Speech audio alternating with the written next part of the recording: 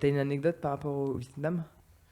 Une anecdote, un truc particulier Sur le Vietnam en Ouais, particulier, vu qu'on est sur le non, c'est Vietnam. pas le Vietnam auquel je pensais, mais dans l'Asie du Sud-Est, c'est plus le Myanmar qui m'a marqué Mhm. plus que les autres, bien que j'ai aimé tous les pays que j'ai fait là-bas.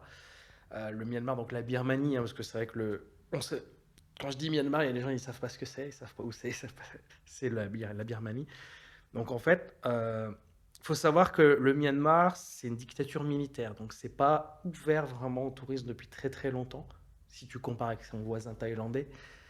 Et tu le sens, parce que dès que tu traverses la frontière, déjà il y a une particularité à Mae Sot, c'est la frontière terrestre, là, la seule que tu peux passer pour aller loin dans le pays, parce que tu as la frontière du haut, là, que les gens ils passent juste pour renouveler leur visa thaïlandais, mais tu peux pas sortir de la ville, tu es obligé de revenir en Thaïlande.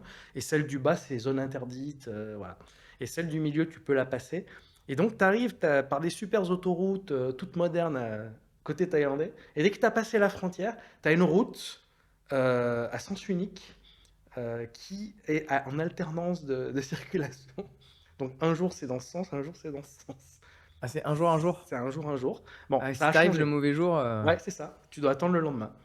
Et en fait, quand tu arrives au Myanmar, donc ils ont étendu la route, donc depuis tu peux circuler dans les deux sens tous les jours, mais ils conduisent à droite avec le volant à droite, chose qui est Ah, ouais. anormale. Ah oui. Parce que normalement, tu as le volant à droite, tu conduis à gauche, comme c'est le cas en Thaïlande, si je dis pas de conneries, parce que je comprends tout. Oui, c'est le Ouais, cas. alors, je vais pas pouvoir Ouais, me en souvenir. Thaïlande, c'est à gauche, c'est au Vietnam qui roule à droite, enfin bref. Mais normalement, quand tu roules à gauche, tu as le volant à droite, et quand tu Et roules à vice droite, tu as le versa, volant ouais. à gauche. Mais eux, ils ont le volant à droite en roulant à droite. Alors je crois que la raison, c'est parce qu'autrefois, quand c'était les Anglais qui possédaient le pays, ils roulaient à gauche, donc avec le volant à droite.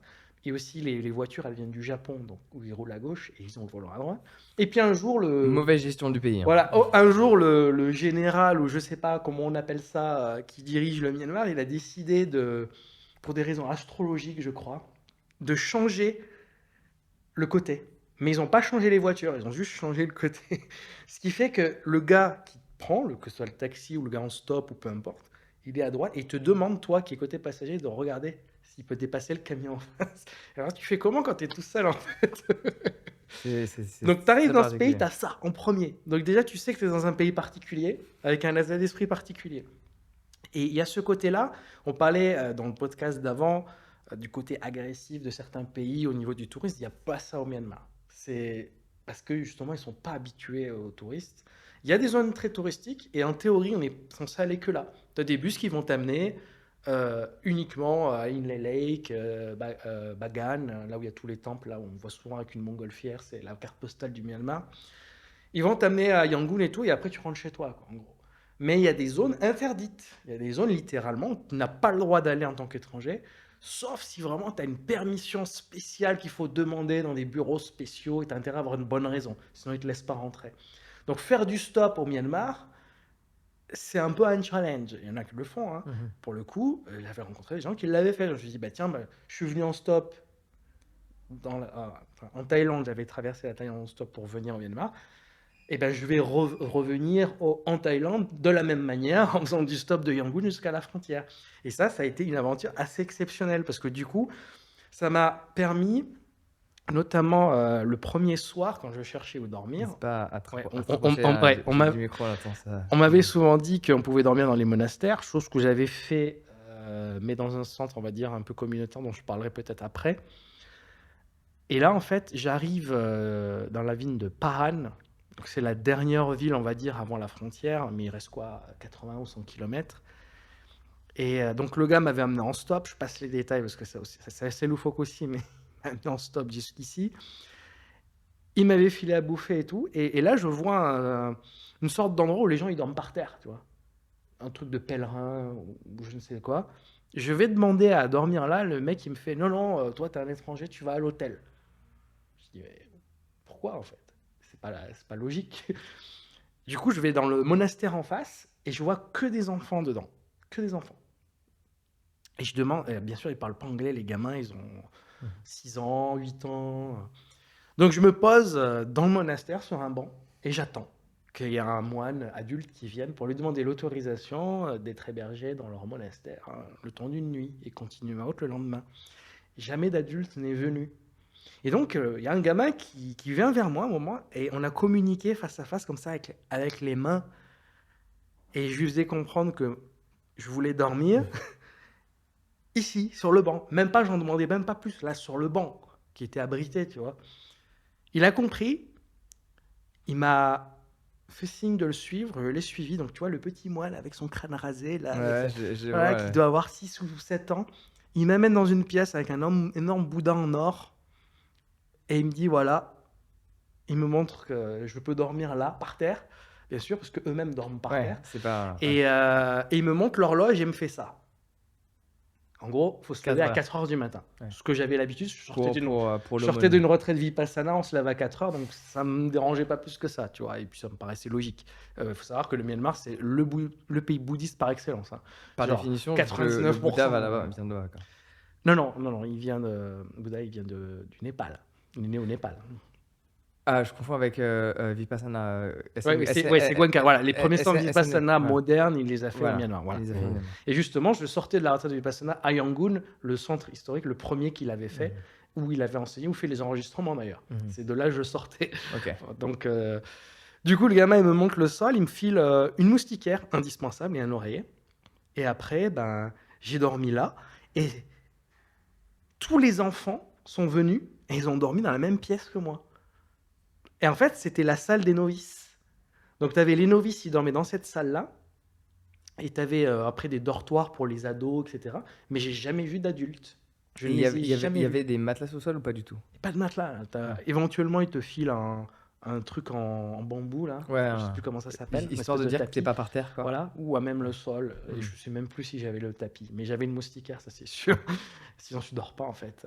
Parce que la lumière, elle reste allumée et tout. Enfin, bref. Ouais, ça c'est... On pourra en parler même par la suite, de la pollution lumineuse qu'il y a dans le monde, mais surtout en Asie. Une lumière blanche partout, la nuit. Il fait jamais nuit, nulle part. Sauf quand t'es dans les montagnes. Tu as toujours des marchés de nuit et tout. Mais c'est aussi un avantage, parce que quand tu arrives dans une ville à 4h ou 3h du mat, parce qu'un bus, il t'a lâché là, ou un train est arrivé parce qu'il avait 40 heures de retard. Du coup, tu te retrouves dans une ville et t'as faim, bah, c'est plutôt cool d'avoir ce genre de truc. Et donc, j'ai fait la nuit comme ça. Et le lendemain matin, à 4h comme prévu, tous les gamins, ils se sont levés. Ils sont allés faire leur petite toilette. Il y a un bac d'eau à l'extérieur. Ils ont pris leur bol d'aumône et ils se sont mis en file indienne et ils sont allés dans la rue pour faire l'aumône. Donc j'ai vu ça comme ça en live. Et j'avais fait cette même aumône quelques jours plus tôt avec des adultes dans un autre centre, pour le coup, un autre monastère.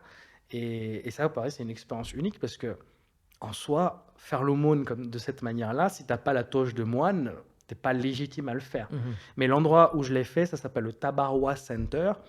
C'est un monastère qui a construit un centre humanitaire et tout a été fait sur la base de la donation. Donc que des gens qui se sont dévoués pour construire le lieu, donner de l'argent, donner de la nourriture. Et ils faisaient cette ronde quotidienne, qui est la tradition pour les moines, pour se nourrir eux normalement, mais pour nourrir le centre entier. Donc ils avaient besoin de mains pour les aider. Donc il y avait tout un tas de personnes qui vivaient là à temps plein ou de manière temporaire comme moi, comme d'autres voyageurs qui passaient par là. Et tout le monde est bienvenu dans ce centre. Ils ne te jugent pas, ils ne te posent pas la question pourquoi tu es là. Tu es là, c'est que tu as le droit d'être là. Voilà. Et tu peux vivre là, tu peux contribuer si tu le veux, ou tu peux juste rester là et rien faire. Mais tu sais que cette aumône, moi je l'ai vue une fois, il n'y a pas si longtemps que ça, au Laos. Et ça m'a surpris parce que, bah, forcément, je voulais le filmer, je voulais le montrer, mais j'ai quand même un certain respect de par ma pratique méditative depuis 10 ans, je voulais pas les déranger, etc. Donc j'y suis allé au Laos, là où j'étais à Luang Pranang, ça commençait à... C'est pas clair, il n'y a pas des horaires écrits quelque part, enfin, tu sais pas vraiment en fait quand tu te renseignes. On te dit c'est entre 5h30, 6h30. Bon, je suis allé là-bas à 5h du matin, j'étais le seul, tout seul. Et ils commençaient à installer des petites chaises en plastique pour le faire. Donc moi, mon expérience était complètement différente de la tienne. Du coup, j'ai acheté un peu de riz, j'ai acheté 2-3 biscuits à une personne qui en vendait pour, en soi, les touristes comme moi qui veulent offrir aux moines de la nourriture. Et il y a deux trucs qui m'ont surpris. C'est que déjà, en fait, tu leur donnes dans des bols et il y a des gens qui donnent des sous. Et en fait, on te donne un gant sur l'aspect hygiénique pour quand tu prends le riz gluant pour leur donner. Sauf qu'en fait, tu mets le riz gluant avec du coup une main propre qui a un gant, mais tu mets ça dans un pot où il y a des biscuits, Ouais, tout, c'est ça, et de l'argent. tout à fait. En fait, tout est mélangé Tout est dedans. mélangé, ouais. Tout est mélangé. Genre la bouffe sec, emballée, et mélangée avec des billets, et mélangée avec de la nourriture cuite Oui. dans leur pot, qui trimballent pendant l'équivalent peut-être de 30 minutes, 20 minutes ou 1 heure, en fonction Mhm. des rondes. Et ça m'a surpris. Et au-delà de ça, à Luang Prabang, au Laos, c'est devenu, parce que le Laos, je connais pas à la Birmanie, mais le Laos, il y a des temples à chaque coin de rue. Ouais, c'est pareil là-bas. Et c'est surprenant. Enfin, tu t'y prêtes même plus attention. C'est une maison. Il y en a partout, quoi. Il y en a vraiment partout. Et le truc, c'est que c'est devenu une attraction touristique. Alors, il y a quelques touristes, tu les vois, ils se sont réveillés trop tard. Ils arrivent la tête dans le cul, ils marchent comme ça, ils déambulent avec leur. Mais en fait, les gens viennent filmer et photographier, mais pas comme moi je l'ai fait, où j'ai calé la caméra, je l'ai un peu caché, et je faisais le truc, mais je voulais dans le silence pendant que je leur donnais, et j'étais pas là en train de prendre des photos. Et quand je l'ai filmé, j'étais de l'autre côté de la rue. Je voulais montrer une certaine forme de respect tout en faisant ce que je voulais faire. Mais les gens, les touristes, ne font pas ça. Ils se mettent à 1 mètre des moines pendant qu'ils font leur truc, ils prennent en photo. Et je me suis dit que ça peut être super intéressant d'échanger peut-être, alors j'ai pas eu cette opportunité, mais avec un moine qui vit ça, parce qu'il y a ce détachement de qui ils sont, de leur image personnelle, à travers leur accoutrement, à travers leur mode de vie, à travers le fait de se raser, et ainsi de suite. Mais en fait, c'est des stars. Mhm. Il y a tous les jours, entre 5h30 et 6h du matin, des dizaines, voire centaines de personnes qui viennent les prendre en photo. Je pense qu'ils font plus attention au bout d'un moment. Je pense qu'ils font plus attention, mais c'est quand même très bizarre, tu vois, d'avoir des gens qui font vœu de être personne, Ouais. pour ainsi dire, et que les gens viennent les photographier comme si c'était des stars. Ouais. Mais après, C'est c'est un psychologiquement. c'est un bon exercice pour eux, en Ouais. l'occurrence, pour faire ce détachement et se dire, bon, bah, ils sont là, ils font partie du décor, limite, ces touristes, ils jouent Bah, le rôle qu'ils ont à jouer. Et du coup, eux, ils font leur aumône, ils continuent leur pratique comme si de rien n'était. mhm. Voilà. Alors, si tu as apprécié cet extrait et que tu veux en voir un autre, clique ici. Et si tu veux voir le podcast dans son entièreté, clique là.